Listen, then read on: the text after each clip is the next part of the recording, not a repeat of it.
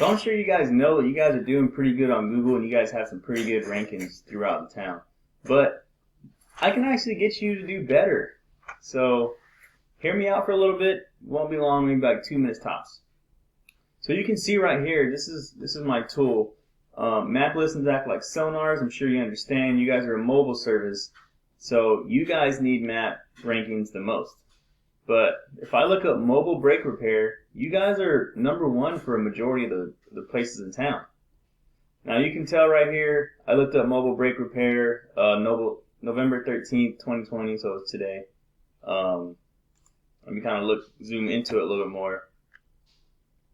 So kind of on all of this area, you're #1, which is great. It's great.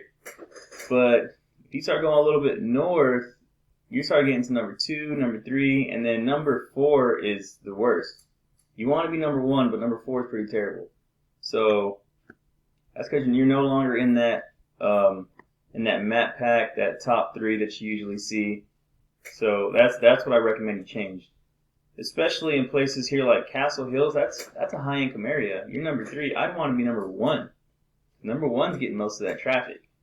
If you're in the top 3 of the map pack when someone's looking in Google, that's like 60% of the traffic right there. And the majority of it goes to #1. If it looks attractive enough, if you have the good reviews and you have everything. But the main thing is you want to be #1. And if you start coming to the northwest side, you're #4. You start getting kind of kicked out. If you want to get into more of a deeper dive on this, and you want to talk about it a little bit more, let me know. I have strategies that target individual GPS locations to get you to have better rankings everywhere. All right, go down these. Thanks for hearing me out.